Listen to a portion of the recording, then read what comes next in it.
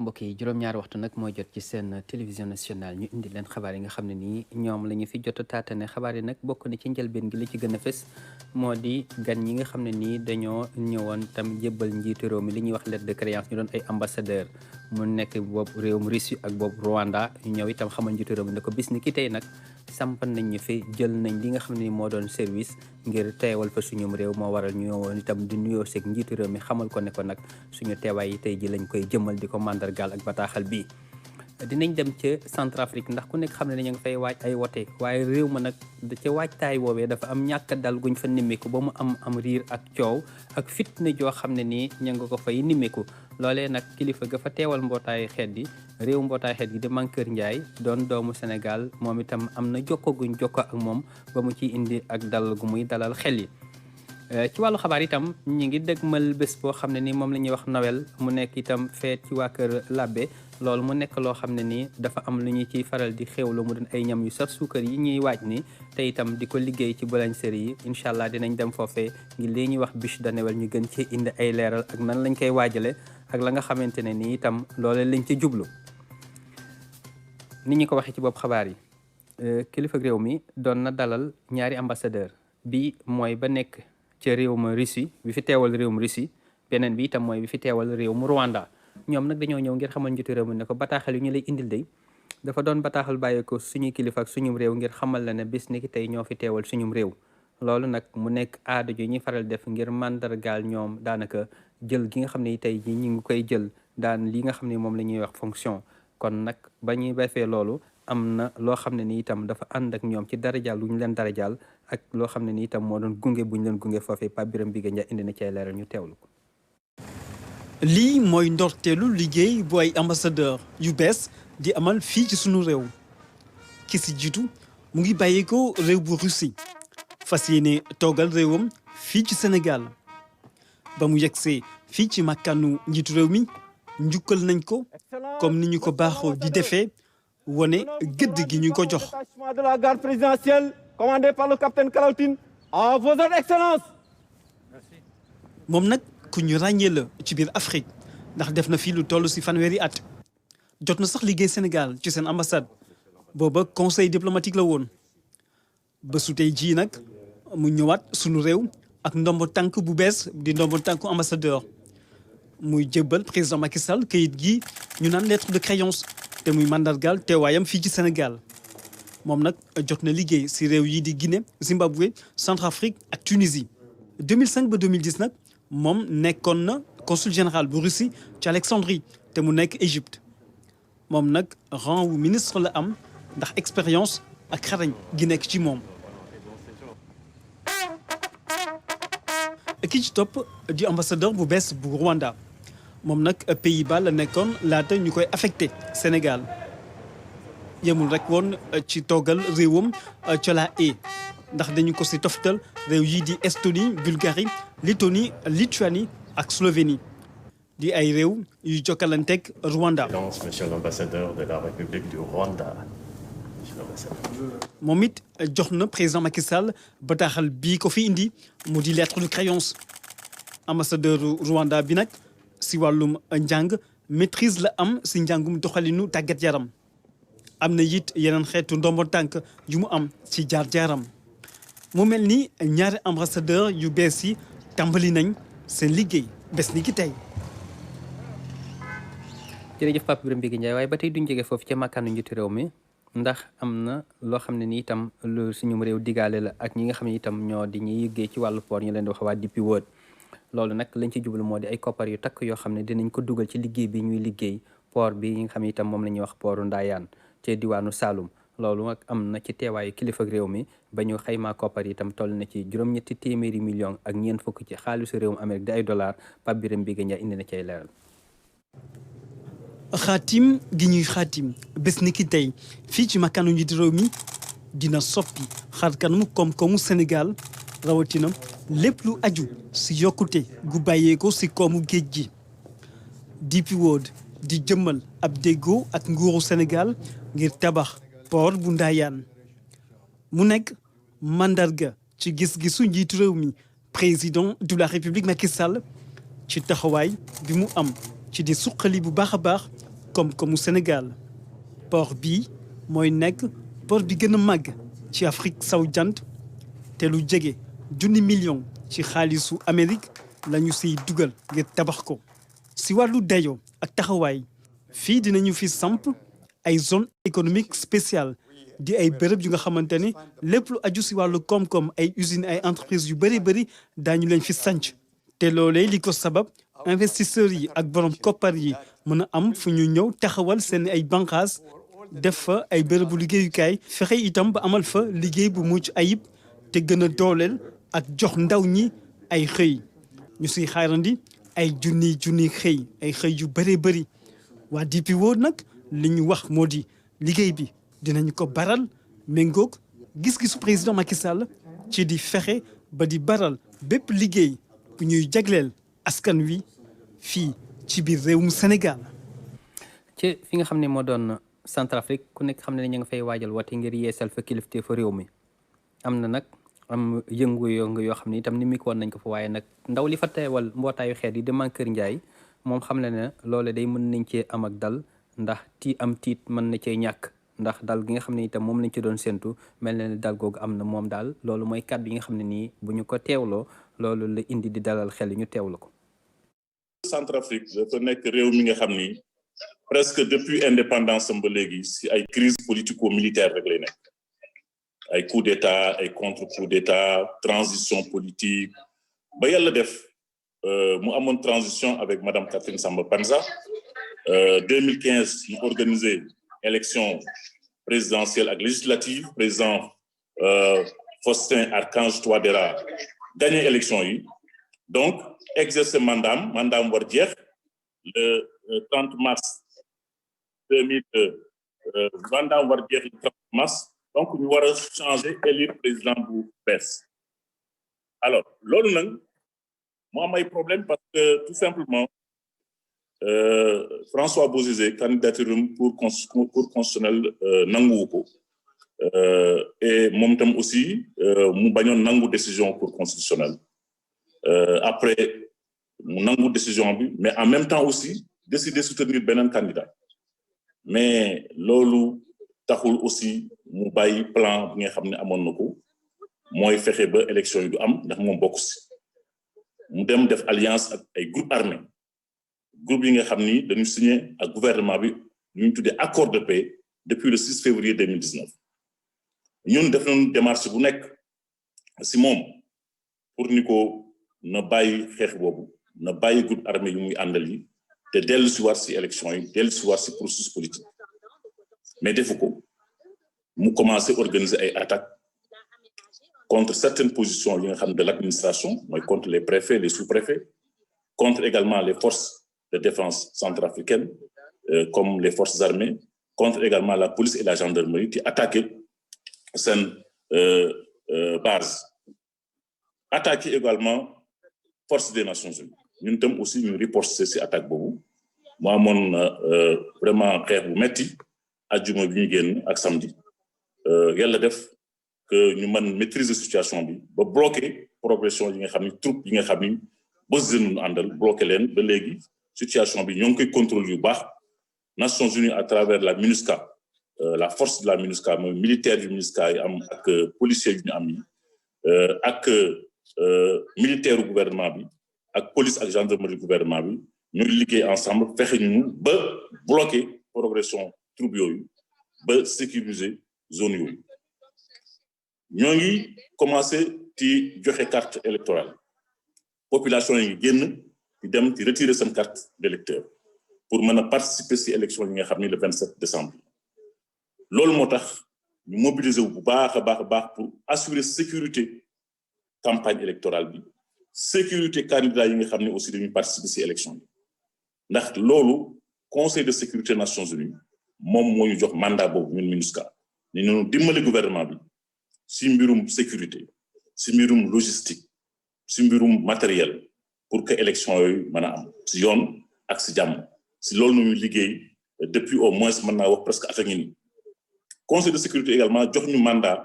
pour ñu fexe ba coordonner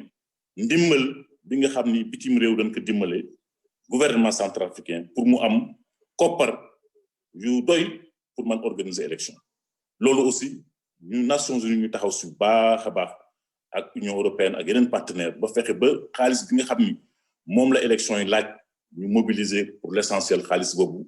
ba mën a engager élection yi 27 décembre plus de 21 millions de dollars moo doon budget bi te budget boobu mën naa ni pratiquement am na léegi nag ñoo ngi ci semaine bu mujj bi campagne électorale bi commencé na depuis 12 décembre mi ngi war jeex le 25 26 candidats yi noppalu 27 ñu dem élection donc semaine bi nga xam ne moom moo des ñi nga xam ne bëgguñu élection am ci réew mi ñoom ñoo bëgg a perturber campagne bi indi ay xuloo ak ay ŋaañoo fexe ba ragalloo population yi pour ñu bañ génn dem jëli ci seen carte pour ñu bañ génn dem voter ji le 27 si loolu nag lañu taxaw avec tous nos partenaires gouvernement centrafricain laaj na ndimbal ay réew yi nga xam ne am na ñoom diggante bu baax muy Russie aussi ñëw nañu démb indi également ay soldats ak matériel laaj na également ndimbal gouvernement bi Rwanda aussi yónnee na ay téeméeru nit ñun tam MINUSCA ñaan nañu conseil de sécurité également mu yokk suñu doole pour ñu permettre ñu prévoir toute éventualité parce que tout est possible loolu aussi yaakaar naa ni conseil de sécurité dañu ko nangul pour que suba wala gannaaw suba ñu am doole yu bees pour ñëw fekk si li nga xam ne am nañ ko ba pare pour mën a assurer kaaraange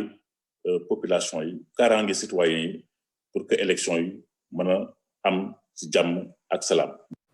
kooku di son excellence Mankeur Ndiaye nekk kilifa gi fa teewal kilifa mbootaay xeet gi foofee ca Centrafrique mu doon dalal xel yi ca tolluwaay yi nga xam ne itam moom la réewum Centrafrique toll ci wote yi ñuy dëgmal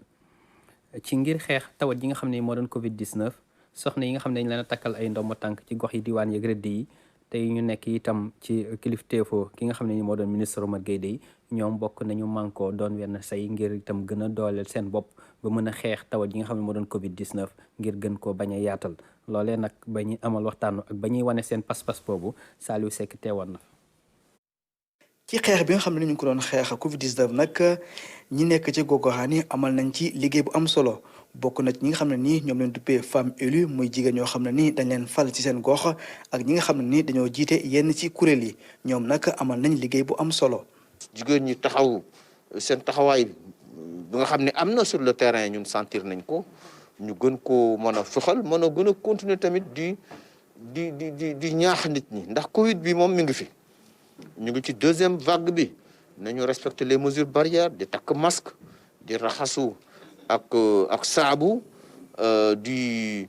moytu daje yu bare yi ak yu yàgg yi nit ñu bare toog lu yàgg donc yooyu tamit ñu gën koo moytu. daje bi nag dañ ciy weccoo xalaat nag ci liggéey bi nga xam ne amal nañ ko nag li ni mel nag am na solo trop tax na ba ñi nga xam ni ñoo bokkoon ci waxtaan bi ñëw ci liggéey bu am solo bi nga xam def nañ ko ci seeni gox.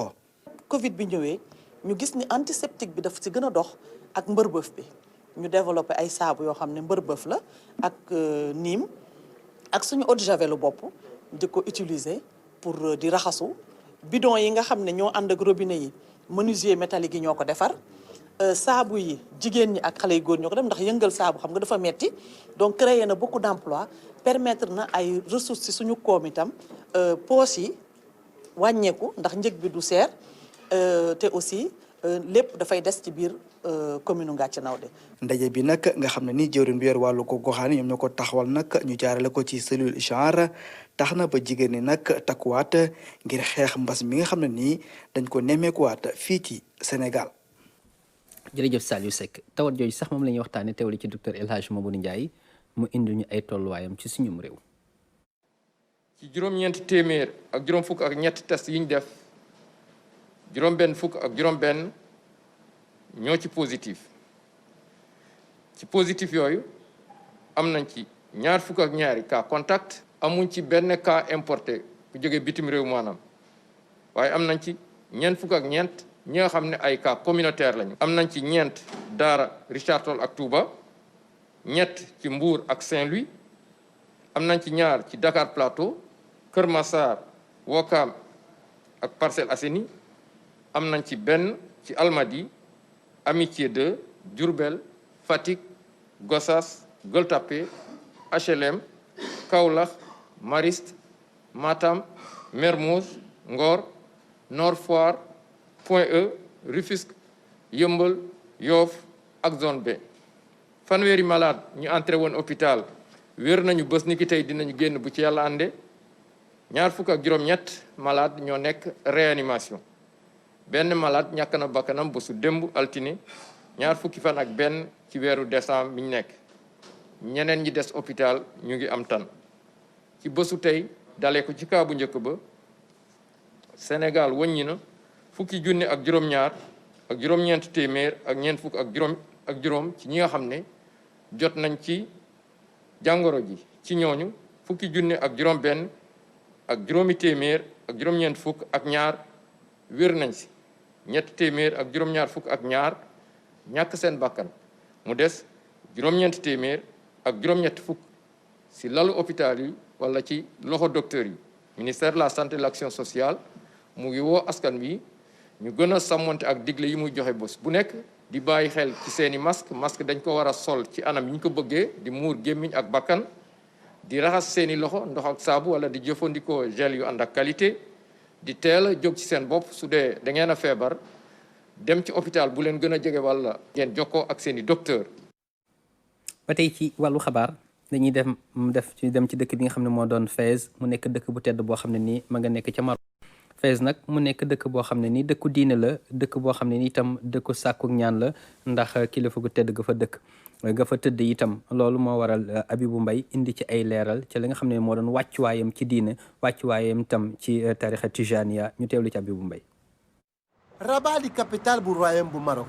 muy étape boo xamante ni faw pèlerin sénégalais yi jaar fii bu ñuy jëm ca Fès. Rabat di fi nga xamante ni bii fi la xablu Sidi Larbi Ben Saïd nekk mu nekkoon kenn ki taalibey Cheikh Ahmed Tidiane Chérif yi muy zawiya boo xamante ni bii wax nañu ni cheikh bi digle woon na ñu fiy jaar. ñu ngi ci rawdu Sidi Larbi Ben Saïd Sidi Larbi Ben Saïd nag kenn la ci góor yu tarixa Cheikh Ahmed Tidiane moom nag bu ñu koy wax bokkul ak Cheikh Ahmed Tidiane sax jamono mën nañu ni sax ci 3e génération bi la bokk waaye Sidina Cheikh ci dundam waxoon na ni bis a ngi ñëw am na kenn kuy feeñ ci tarixa bi tudd Ibn Arabia Ben Saïd dëkk ci Rabat joxe na caractère yi muy àndal ni kooko nag bu dikkee yàlla dina ko may loo xam ne nii mooy doon sama buntu mooy doon seen buntu ci man ba képp koo xamante ni warati na ñëw fii ziare ma boo bëggee agsi ci man la ngay wut nga jot ko jaaral ci moom parce que mooy doon caabi tarixa bi mooy doon caabi ziare bi mooy buntu ziare bi. Rabat nekk dëkk bu rafet lool boo xamante ni bii dafa boole aada ak cosaan dëppook jamono dëkk bi day noyyi li ñuy wax émergence yokkute ak koom-koom bu mucc ayib foofu ci Rabat dinañ fa gis tamit xabru roi Mohammed V ak ki nga xamante ni bii mooy Hassan II ak seen njaboot. Rabat boo fi ñëwee di nga xam ne lii di architecture bi dafa boole wàllu arab ak wàllu andalousie. ci yoon wi nga xamante ni moo jëm ca Fès communauté tidiane bu Sénégal ak mbooleem ñi nga xamante ni dañoo ñëwoon fii ngir di ziar dañoo jàpp ni état bu Rabat bi état bu am solo la ndax kat Rabat doon na dëkk boo xamante ni bii dox daje la mooy xar kanamu civilisation royaume du Maroc. jërëjëf Habibou xam naa ne kon incha allah ca siyaar ba nekk ca Fès du ñàkk ñu ñëw ci ay xabaar kon loolu yoon wa ñuy jaar la te yeggaguñ ca. ADPME ak ñi nga xam ne itam ñoo doon FONGIP doon na ay kër yoo xam ne nii dañuy yëngu ci wàllu koppar di yëngu itam ci wàllu liggéey yëngu itam ci wàllu jàppalante ñi nga xam ne nii ñoom ñoo am itam lu ñuy yaxantoo te ñu am lu ñu leen ci jàppale ñoom nag ñoo ne suñu natonga yi nekk ca bitim réew day doon ay doomu Sénégal am na lu ñu leen fas yéene jàppale mu toll ci 4 téeméeri millions ak juróom fukk yoo xam ne nii dañu koy teg ci barab ngir ñoom itam buñ bëggee liggéey ni ñuy jàppale ñi nekk fii ñu jàppale leen ko ñoom loolu daal seen itte la ak seen yéene ñu teewli ci Awa Ndiaye. lii ñuy xaatim ni diggante FONGIP ak ADPME la dafay gën a dëgëral seen diggante bailleur de fonds yi nga xamante ne ni ñoo di Union européenne ak agence française de développement lëkkaloo ne ñoom tamit nekk benn ak ADPME waaye tamit ak FONGIP ngir ngunge sénégalais yi nekk sa bitim réew ñu mën a liggéey def investissement fii ci Sénégal loolu nag dafa bokk ci benn programme bu ñuy wax programme d'appui aux initiatives de solidarité pour le développement. loolu dañ ciy gërëm d'abord suñuy partenaires ñu mel ni waa délégation de l'Union européenne ak ñi nga xam ñoom ñooy waa AFD tey ñu mobiliser benn montant de 450 millions 350 millions partenaires yi ak ADPME 150 millions yi FONGIP daal di ko mobiliser loolu nag war a jur ay crédits yoo xam ne mën na dem ba 1 milliard ñu jagleel ko sénégalais yi nga xam ne dañoo nekk Italie Belgique France ak fi nga xamante ne moom mooy Espagne lu tax nag loolu parce que ñi nga xam ne ñoom ñooy AFD ci gunge bi nga xam ne ci la ñu gunge gouvernement bi ci loolu dëkk yooyu la ñu ciblé. leneen li tamit mooy nekk na projet yoo xam ne fourchette bi entre 5 millions la ba 50 millions loolu aussi ñuy wax ne que rek FONGIP ak ADPME ñu ngi resté disponible pour ñu mën a tàmbale aussi recevoir ñi nga xam ne ñoom ñooy les Sénégalais de la diaspora ñi nga xam ne projet bi intéressé na leen. képp koo xamante ne ni entrepreneur nga am projet bu dëgër nekk sénégalais dëkk sa France Belgique Espagne ak Italie ñu ngi la ci woo ngir nga mën a def say projet fii ci Sénégal FONGIP ak ADPME ñoom na xam nañu loolu difficulté yi sénégalais yi di am ci diaspora bi waaye tamit ñoom nee nañ fas nañ yéene jàppale leen ngir ñu am financement ci banque yi ngir ñu mën a investir fii ci Sénégal. jërëjëf Awa Ndiaye joriñ ji ñu dénk lépp lu jëm ci wàllu alam bi demoon na ca Ngadiaga di barab boo xam ne ni itam ku nekk xam ne ni jamono yi am na fitna ju fa tukkee woon ak tàkk-tàkk boo xam ne ni itam gisoon nañ ko foofee ca ay toolu gaz yu fa ne mbaa ci ay teenu gaz yu fa ne loolee nag jëwriñ ji demoon na ba defal leen xool itam la nga xam ne ni moom la jaboote nan la mbir ma tëdde ba gën cee am itam lu gën a leer ci boppam indi nañ ci ay leeral itam ci nañ war a mën a dalal suñu xel ñu teewlu ci Abibou Mbaye am comme muy tàkk doon jaaxle ci askan wi nekk fii ci Notto Gouye Diama ñoom ñi nga xamante ni bii seen kër yi boo ci duggee buñ la nee fii dañ fii génne gaz doo ko gëm. lu matériel mu toll nii nga di ci génne ay milliards. war ngaa ut ay dispositifs yoo xamante ni si bu lu mel nii amee war nga koo mën a saafara immédiatement te it seen njariñ si ñun fii ñun dañ cee yëgul suñu bopp tax yëgul suñu bopp mooy dëkk bu mel ni Notto Gouye Diama bi nga xamante ni si mooy communauté rurale bi muy commune bi yëgu ci boppam. village yi fi nekk muy Jëllëg Pël Jëllëg Olof Kër Mbir Ndaw Ngadiaga nga xamante ni si mooy base bi kenn ku ci gis sa bopp ci ressource bi fiy jógee ambuñu ko du classe du poste de santé du forage bu nu mën a naan du suqali suñu mbay yi tool yi nii bay du lenn loo xamante ni si depuis ban fi nekk ak léegi am na lenn lu mën ne lii ñoo ko fi def. askan wi yeewoo fii lakk gi am saa su ne ñu ngi ànd ak njàqare. jaaxal na loolu nag depuis 3 jours mel na ni solution trouvé guñu ko pour mën ko fee jëlee. waaw njàqare la ci askan wi njàqare la ci sunuy doom njàqare la ci sunuy papa ak sunuy yaay ñëpp tëdd nelawatuñu guddi nelawatuñu bëccëg ndax saa yu ñu xëyee dañuy jàkkaarloog tàkk-tàkkali te ñi nga xamante ni si mooy autorités yi amuñu ci saafara lu nu métti la. bi nga xamante ni bii lakk gi tàmbali na rek ci la maire bu Notto Gouye Diama waxoon na ni ñiy gas gaz bi waroon nañ leen a bàyyi xel bu baax ñoom de gisuñu ci seen bopp. ñun en tant que élu tamit bëggoon nañu bu liy jàllee ñu toog ak ñun waxtaan ak ñun ba nga xam ne projet yu mel nii commune bi da koy approprié wu ndax tey ji jeunesse bi mer nañu ndax gisuñu seen bopp ci li gaz bi te nag bëgg na tamit ñuy jàppale commune bi di jàppale Ngadiaga di jàppale les villages environnants ndax bu déggee gaz am na fi te ñoom gisuñu seen bopp te ñuy embauché ci xale yi dëkk ci dëkk bi. ba mu demee ca ICS bay wàññeeku ci département bu Tivaouane ministre bi yor alam bi Abdou Karim Sall daal di jaar Notto Gouye Diama ngir xool li fi am. impact bi nga xam ne environnement am na ci wàll bi ñu ñëwee nag gis nañu ne gendarmerie mu ngi def liggéey bu am solo dafa quadriller zone bi circonscrire li nga xam ne mooy périmètre de sécurité bi pour que nit ñi bañ a jege ci li nga xam ne moom mooy site bi. mun nañu wax ni le fait déjà mu am tàkk-tàkk bi nekk na lu am importance parce que bu tàkkul woon dafay mel ni zone bi yëpp dafay am gaz donc zone d'explosion lay nekk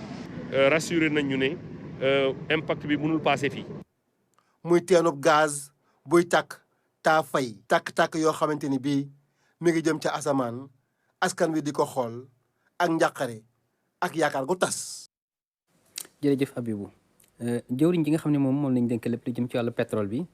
wàllu itam comme mi nga xam ne nii moo tukkee ci li nga xam ne moo doon courant beeg lu ni mel moom mi ngi wëyal tukki nimmik yi muy nimmiku ak njabootam gannaaw bañ ko takkalee ndomba tànk mu nekk itam ci bopp kilifteef googu moom dem na bërëb bi nga xam ne moo doon ANER bokk ci ay njabootam boo dem na Petrosen bokk na itam fi mu dem moo doon ASER ñu teewlu ci jëwriñ ji ci micro Fatou Sakho. tey dañu xëyoon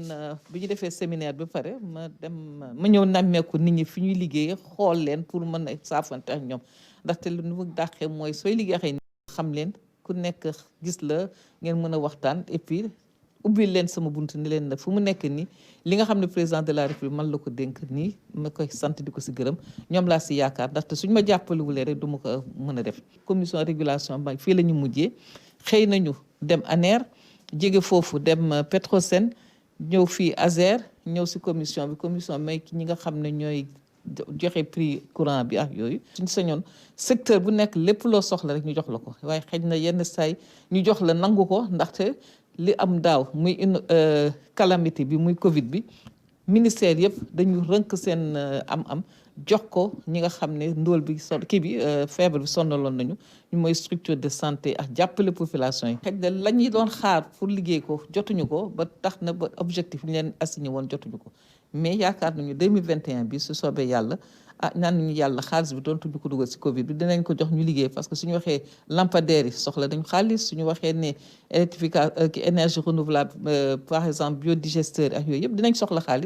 xaalis boobu nga xam ne rënkoon nañ ko 2020 bi ñu dugalaatee leen ko ndaxte su naw rek mais itamit salaire yi ndaxte loolu la ñu gën a joytu ndaxte agent buy liggéey da nga yaakaar ne weer bi su dee doo jot la nga xam ne moom nga war a suturloo sa kër agent boobu du mën a liggéey loolu itam dañ waxtaan ak ministre des finances ak président ñu seet naka la ñuy sécuriser salaire u agent yi si bërëb yi nga xam ne tey gis naa leen mais itam conditions yi ñu liggéey ndaxte gis nañ seen conditions yi tamit des na tuuti mais dinañ xool itamit nag lañ mën a def rek bu mettre leen dans de meilleures conditions su soobee yàlla. natango mi nga xam ne moom lañ dénk lépp lu jëm ci koom mi tukkee ci xaralu yees yi di économie numérique moom itam mi ngi wëyal tukki nimmiku ci ak njabootam loolu moo waral itam ba mu demee ba xool leen la mu doon bëgg-bëggam mooy fexe ba lii doon wàllu internet mu doon jëfandikaay boo xam ne mënut a ñàkk te itam mu doon loo xam ne lu am solo ba yegg ci loolu la mën a yaatu ba daj ba yegg fépp ñu teewlu ci Ousmane Doye. ministre bi yor wàllu xarala yi moo jëloon tànkam dem fi nga xam ni tamit ci ay pàccam la bokk ngir nemmeeku foofu liggéey bi nu mu fa doxee gën leen a tàttagal xool ak ñoom la nga xam ni loolu la ci war a mën a dugal loxoom ngir mu dox mu nekk mbir yoo xam ni am na ko jàmmaarloo ak ñoom ñi yor FD Sud wax ji nag lenn la mooy lii di xarala yi am na lu am solo lu mu war a indi ci koom bi te tamit war na mën a jariñ askan yi. loolu nga xam ni dafa nekk accès universel dafa ne loo xam ni ñëpp dañ ko war a am donc te loolu defe naa ni ñoom ñu ngi ciy def ay jéego yu am solo. donc ñu ñëwoon fi tey pour wax leen li nga xam ni mooy yéene njiitu réew mi mooy pour que sénégalais fu mu nekk ci biir Sénégal mun a am accès ci service télécommunication donc muy internet bi am téléphone boo xam ni réseau bi day baax mais également ñu am ay outils yoo xam dina mën a permettre nit ñi li ñu soxla ci télécommunication mun ko am même ci télé yi ci la bokk donc ba tax na kon loolu defe naa ni dafa ne mbir mu am solo. ministre bi nga xam ni nag moo yor mbir mi nag ñëwoon fii ci FD Sud léppam mi ngi ko teg ci xarala yi ngir mën a yombalal ñi nga xam ni ñoo dëkk ci gox-goxaat yi ñu jotandi ci li nga xam ni mooy internet mbir yooyu nag dañ ci war a jàppandoo ko ngir mu jëm kanam. ministère bi dina nekk ci seen côté pour jàppale leen ci jéego yi nga xam ni ñu ngi koy def donc partagé nañu ak ñoom également quelques préoccupations yoo xam ni defe naa ni également temps yi déggoon nañu aussi njiiti réew mi donc wax ko mooy li nga xam ni accès bi mais aussi abordabilité bi mooy que mu nekk ci ay prix yoo xam ni population yi dinañ ko mën accepter donc defe naa ni loolu aussi donc jël nañ ko en compte ndax loolu pour mu am li koy mën a nekk mooy pour ñu def ay investissement pour que investissement yi nga xam ni opérateurs yi dañ koy supporter mu nekk investissement yu xawul diis trop donc mais également loolu mooy tax abordabilité bi am donc état bi dinaa def ay effort te defe naa ni FD Sud mu ngi koy def ak ARTP ñoom nga xam ne ay régulateur bi ak FD Sud infrastructure yi suñ ko mutualiser loolu mooy tax investissement yi opérateur yi doon def dootul diis trop te dina tax ñoom ñu mën a wàññi prix bi. ñu wax rek ne kii di ministre bu bees bi nga xam ne moom lañ tabb bu yàggul ci wàllu xarala yi ñu koy dippee économie numérique taxawaayam mooy fexe ba nga xam ne lépp lu jëm ci wàllam mu taxaw fa ña fa nekk mu dolli leen pas-pas ngir lii di économie numérique lii di xarala yi tey jaar ci wàllu internet loolu nekk luy jariñ askan te mën a jëmale réew mi ca kanam. jërëjëf Ousmane ku nekk xam ne ne feetu Noël dëgmal nañu ko buñ ca tollee nag daanaka dinañuy faral di jëfandikoo li nga xam ne moom la ñuy wax bûche de Noël ak ay xeetu ñam yoo xam ne nii daanaka day bokk ci feet gi feet googee nag nga xam ne nii feetu waa Kër Labbe la ñi nga xam ne nii itam moo doon Agnès Ñaaña Maane moom dem na seeti fa nga xam ne fa lañ koy defaree ak la nga xam ne itam loolu lañ jubli ca defar ga ak na defar ba tëdd ak lañ cay am ci am koom ñu teewlu ko ci. pâtissier yi ñoo ngi pareel bis bu ñuy xumbal bisu juddu Jésus Christ di Noël ñu tàmmali ko defar ay bûche muy ay gâteau yuy ànd ak fetu Noël bi. da ngay étaler bûche bi comme ni nga ko gisee après nga masqué ko nga abîmer ko d'abord ak sirop bi après nga masqué ko soo ko masqué ba pare nga commencé jël poche bi nga décorer ko poche à dents yi. dama defar ñaari façon bûche traditionnelle mooy bûche ñuy defar ak beurre. defar naa ci tuuti rek parce que beurre léegi nit ñi dañ koy daw ndax santé bi defar naa bûche fine mooy bûche yi am yu ñuy fourré ak mousse ça dépend mousse chocolat. ci atum 1870 ba tey ñu koy defar xeetu bûche yi bari nañu te liggéey gi gaaw na. soo amee ay matériel industriel defar bûche du yàgg crème beurre bu paree rek ay 10 minutes bu paree général bu paree 10 minutes da ngay pare bûche. chocolat def naa tam bûche forêt noire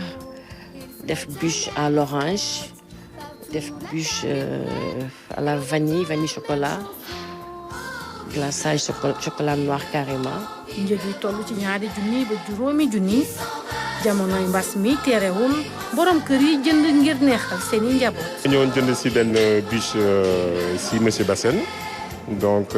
voilà bûche bi pour 10 personnes la donc ni ma ko jaayee ñaari junni te bon fii laay client fidèle la si monsieur Bassène moo tax tout le temps fii laay ñëw di jëndee lu jëm si croissant pain au raisin ak glace xale yi bëgg nañ ko torop neex na torop tam. wax dëgg yàlla rapport qualité prix bi baax na man Wakaam laay jógee ñëw ba fii. du rek ñëw pour doxantu c'est parce que damay comparer qualité bi ak njëg li ak ñeneen ñi ma daal di yaakaar ne vraiment baax na du ma jëndal rek nag samay waa kër parce que comme je dis Noël c'est la fête des familles c'est la fête du partage damay jënd am na yu nekk déjà sama oto damay jënd aussi pour dem séddale. ñu koy defaree ci pâtisserie yi wala sax ci biir kër yi ñi di ci yëngu di leen yitteel mooy defar ay bûche yu mucc ayib ñu ñëpp mën a ñam gannaaw mees mi ñu. jërëjëf Agnès Ñaaña Maane yow mi ñu doon indil ay leeral ci noonu nga xam ne noonu la ñuy liggéey bûche de Noël